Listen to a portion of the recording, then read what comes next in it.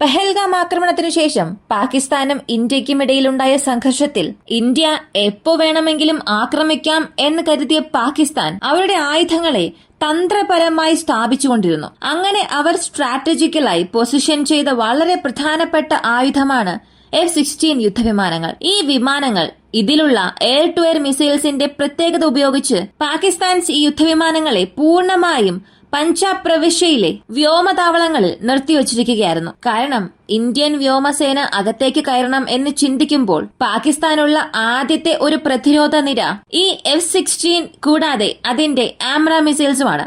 Medium range ഏകദേശം 100 kilometre ഉണ്ടെന്നുള്ളപ്പോൾ air to air കാറ്റഗറിയിൽ ഇത് വളരെ പ്രധാനപ്പെട്ട ആയുധമായി പാകിസ്ഥാന് മാറും. എന്നാൽ പാകിസ്ഥാൻസ് എന്ത് ചെയ്തു എന്നറിയണ്ടേ? അവരുടെ F-16 ഒരു ഗണ്യമായ അളവിൽ ബ്ലോക്ക് 52 ഫൈറ്റർ ജെറ്റ്സിനെ കൊണ്ടുപോയി കറാച്ചി തുറമുഖത്തിന് അടുത്തുള്ള ഫൈസൽ, മസൂർ എന്ന വ്യോമസേനാ താവളങ്ങളിൽ നിർത്തിവച്ചിരുന്നു. എന്തിനു വേണ്ടി F-16 അവിടെ കൊണ്ടുപോയി? ഒരുപക്ഷെ നമ്മുടെ S-400 വ്യോമ പ്രതിരോധ സംവിധാനത്തെ കണ്ട് ഭയന്ന് അതിന്റെ റേഞ്ചിൽ നിന്നും പുറത്തേക്ക് ഈ വിമാനങ്ങളെ കൊണ്ടുപോയി എന്നൊരു പക്ഷെ നിങ്ങൾ ചിന്തിക്കാം. പക്ഷേ സത്യം എന്താണെന്ന് അറിയണ്ടേ? സത്യത്തിൽ ഈ F-16 യുദ്ധവിമാനങ്ങൾ ഒരു ഇന്ത്യൻ ആയുധത്തെ ഭയന്നുകൊണ്ടാണ് പാകിസ്ഥാൻ സ്ഥലം മാറ്റിയത്. എന്നാൽ അത് S-400 അല്ല, റാംപേജ് എന്ന ഇസ്രായേലിന്റെ ഒരു മിസൈലാണ്. അങ്ങനെയാണെങ്കിൽ ഈ മിസൈലിന്റെ പ്രത്യേകതകളെ കുറിച്ചാണ് നമ്മൾ ഈ വീഡിയോയിലൂടെ വിശദമായി അറിയാൻ പോകുന്നത്.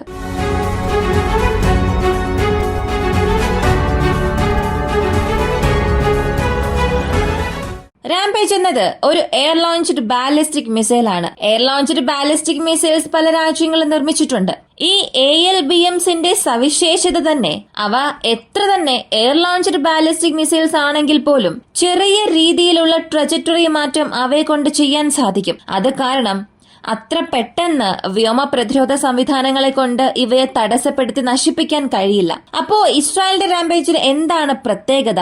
ഇതിന് എന്തുകൊണ്ട് നമ്മൾ ഇത്ര വലിയ കാര്യമായി സംസാരിക്കണം എന്ന് ചോദിച്ചാൽ, ഈ റാംപേജ് മിസൈൽ കഴിഞ്ഞ വർഷം ഏപ്രിൽ മാസം 14 ഇറാന്റെ വ്യോമതാവളത്തെ ആക്രമിച്ചിരുന്നു. വ്യോമതാവളം എന്ന് പറയുമ്പോൾ ഇത് S-300 വ്യോമ പ്രതിരോധ സംവിധാനത്തെ നേരിട്ട് തന്നെ ഇത് തകർത്തു. ഇതിനെക്കുറിച്ച് അപ്പോൾ തന്നെ നമ്മൾ ഒരു വീഡിയോയിലൂടെ സംസാരിച്ചിരുന്നു. ഇറാന്റെ ഒരു ന്യൂക്ലിയർ സൈറ്റിന് അടുത്തുള്ള എയർബേസിലുണ്ടായിരുന്ന വ്യോമ പ്രതിരോധ സംവിധാനത്തെയായിരുന്നു ഈ ഒരു മിസൈൽ തകർത്തത്. ഈ ഒരു മിസൈലിന്റെ വേഗത സൂപ്പർസോണിക് സ്പീഡ് എന്നാണ് പറയുന്നത്. തീർച്ചയായും ഇത് ഹൈപ്പർസോണിക് സ്പീഡ് അല്ല. എന്നാൽ ഇന്ത്യയുടെ പക്കലുള്ള ഈ റാംപേജ് മിസൈൽസിന്റെ ദൂരപരിധി 250 കിലോമീറ്റർ ആണ്. ഈ റാംപേജ് മിസൈൽ 2 എണ്ണം വീതം MiG-29 എടുത്തുകൊണ്ടുപോകാൻ സാധിക്കും. ഈ റാംപേജ് മിസൈൽസിന്റെ ഇൻഡക്ഷൻ ഇന്ത്യ വളരെ സൈലന്റ് ആയിട്ടാണ് ചെയ്തത്. ഇന്ത്യൻ നാവികസേനയെ സംബന്ധിച്ചിടത്തോളം മികച്ച ആയുധങ്ങൾ ശരിയായി തിരഞ്ഞെടുക്കുകയും കൃത്യമായ സമയത്ത് ഇൻഡക്ട് ചെയ്യുന്നു എന്നുള്ളതിന് ഇതൊരു ഉദാഹരണമാണ്. കാരണം വ്യോമസേന എത്ര ഡിലേ ആകുന്നു എന്നുള്ളത് നമുക്കറിയാവുന്ന കാര്യമാണ്.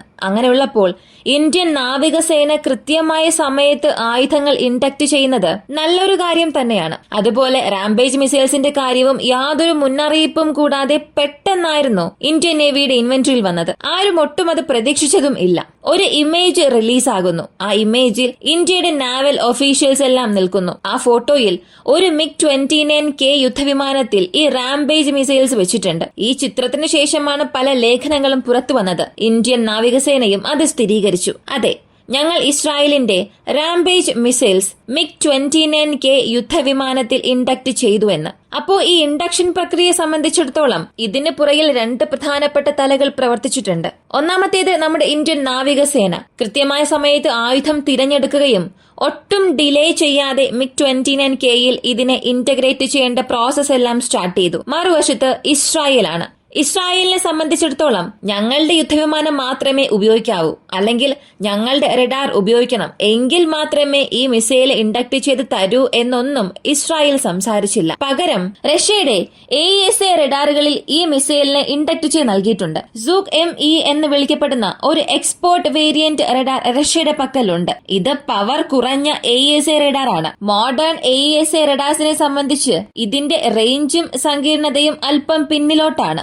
എങ്കിൽ പോലും PSA റഡാറുമായി താരതമ്യം ചെയ്യുമ്പോൾ ഇത് ഒരു നല്ല റഡാർ എന്ന് വേണമെങ്കിൽ പറയാം. ഈ റഡാറിന്റെ ഡിറ്റക്ഷൻ റേഞ്ച് ഏകദേശം 150 കിലോമീറ്റർ ആണ്. ട്രാക്കിംഗ് റേഞ്ച് 130 കിലോമീറ്റർ ആണ്. ഈ റഡാർ ഉപയോഗിച്ച് വളരെ ചെറിയ തോതിലുള്ള ഫൈറ്റർ യുദ്ധവിമാനങ്ങളെ പോലും നമുക്ക് വളരെ എളുപ്പത്തിൽ ട്രാക്ക് ചെയ്യാൻ സാധിക്കും. ഉദാഹരണത്തിന് നമ്മുടെ തേജസ് വിമാനത്തെ പോലും ഇതിനെ കൊണ്ട് 150 കിലോമീറ്ററിനുള്ളിൽ തന്നെ ഐഡന്റിഫൈ ചെയ്യുകയും 130 കിലോമീറ്ററിനുള്ളിൽ ഉള്ളപ്പോൾ തന്നെ ട്രാക്ക് ചെയ്യാനും സാധിക്കും. വളരെ ക്യാപ്പബിൾ ആയ ഒരു റഡാർ സിസ്റ്റം. എന്നാൽ പ്രധാനപ്പെട്ട കാര്യം നമ്മളിവിടെ അറിയേണ്ടത്, ഇസ്രായേലിയർ ഇത് ഒരു റഷ്യൻ റഡാർ ആയിരുന്നിട്ടുകൂടിയും നമുക്ക് ഇൻഡക്ട് ചെയ്ത് നൽകി. അതാണ് ഇവിടെ പ്രധാനമായും അറിയേണ്ടത്. കാരണം ഫ്രാൻസ്, അമേരിക്ക ഇവർ ഇന്ത്യക്ക് വേണ്ടി ഒരുപാട് ആയുധങ്ങൾ വിതരണം ചെയ്യുന്നുണ്ട്. പക്ഷേ ഫ്രഞ്ച് ഒരു തവണ തുറന്നു തന്നെ പറഞ്ഞു, ഞങ്ങളുടെ റഡാർ അല്ലാതെ മറ്റ് ഏതൊരു റഡാർ, എന്തിന് ഇസ്രായേലിന്റെ റഡാർ ആണെങ്കിൽ പോലും അതിൽ ഞങ്ങളുടെ മീറ്റിയോർ മിസൈൽസിനെ ഇൻഡക്ട് ചെയ്യാൻ സാധിക്കില്ല.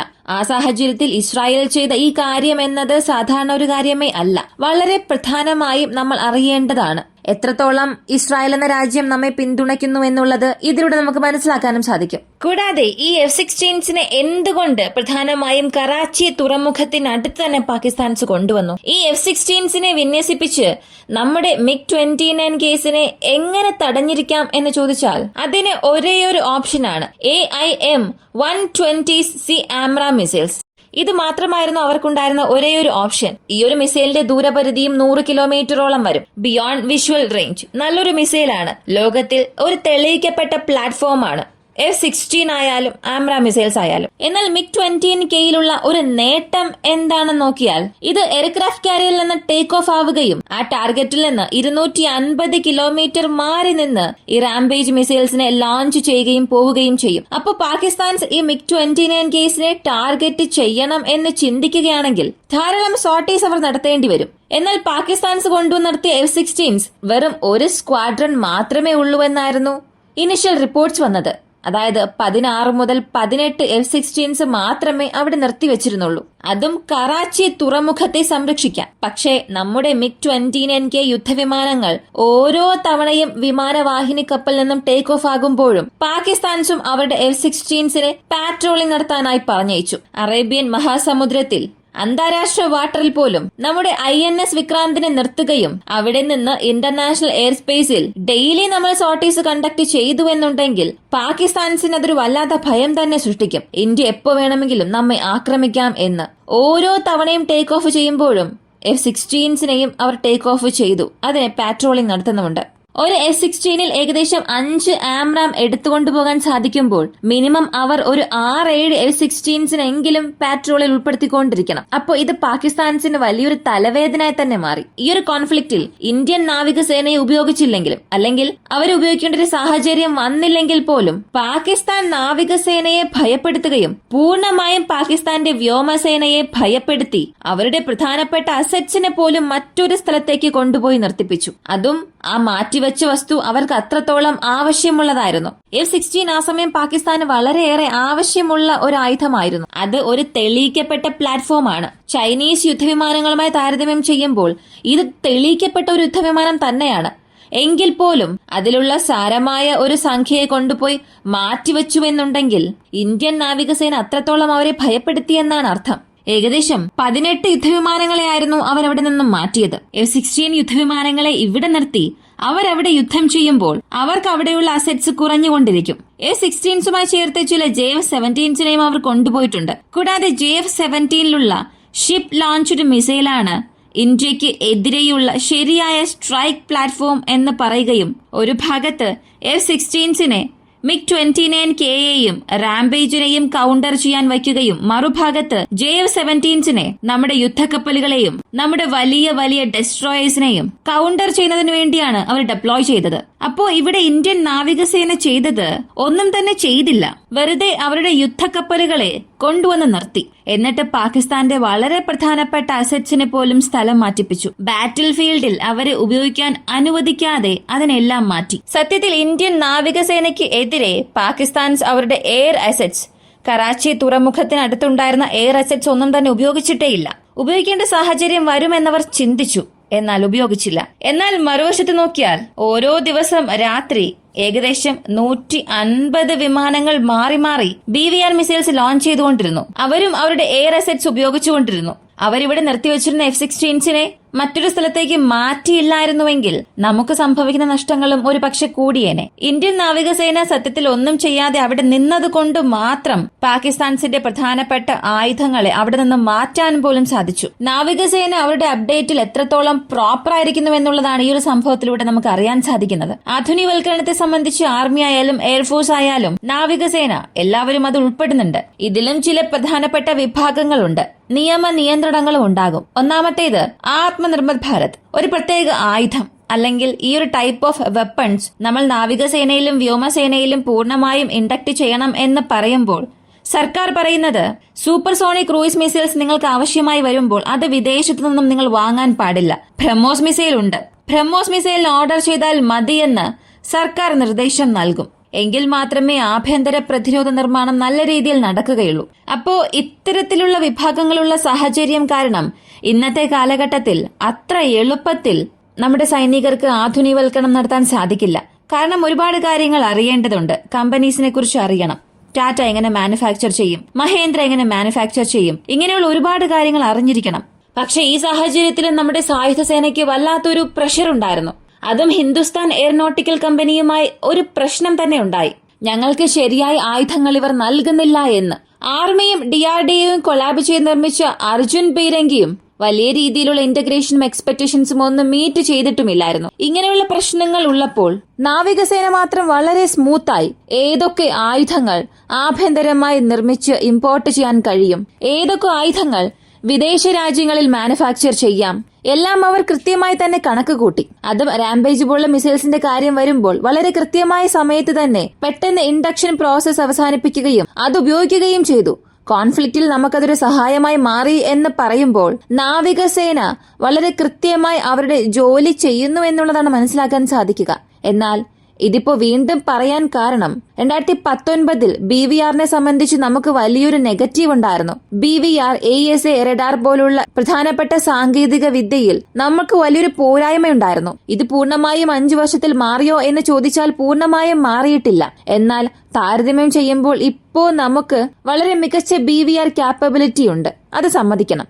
എങ്കിൽ പോലും ഈ ആസ്ത്ര മാർക്ക് 2ന്റെ ഇൻഡക്ഷൻ പ്രോസസ് അല്ലെങ്കിൽ തേജസ് യുദ്ധവിമാനം, തേജസ് ഒരു അതിനവീന യുദ്ധവിമാനമാണ്. അതിലുള്ള സെൻസേഴ്സ്, വെപ്പൺസ് പാക്കേജ് എല്ലാം ബെസ്റ്റ് ആണ്. എന്നാൽ ആ ഒരു യുദ്ധവിമാനത്തെ നമ്മൾ കൃത്യമായ സമയത്ത് ഇൻഡക്ട് ചെയ്യാത്തത് കൊണ്ട് ഇപ്പോ ഈ ഒരു കോൺഫ്ലിക്റ്റിൽ നമുക്ക് തേജസിനെ ഉപയോഗിക്കാൻ കഴിയാതെ പോയി. പക്ഷെ ഇങ്ങനെയുള്ള യാതൊരു പ്രശ്നവും ഇല്ലാതെ വളരെ സ്മൂത്തായി തന്നെ ഏത് ഡെസ്ട്രോയർ ആണ് വേണ്ടത്, അതിൽ ഏതൊക്കെ ആയുധങ്ങൾ ഉണ്ടാകണം, എയർക്രാഫ്റ്റ് കാരിയേഴ്സ് എത്രയാണ്, യുദ്ധവിമാനങ്ങൾ എത്ര ഉപയോഗിക്കണം, ഇങ്ങനെ എല്ലാം ഇന്ത്യൻ നാവികസേന വളരെ എളുപ്പത്തിൽ തന്നെ ചെയ്തു. തീർച്ചയായും അവരുടെ ഭാഗത്തും ധാരാളം പ്രശ്നങ്ങൾ വന്നിട്ടുണ്ട്.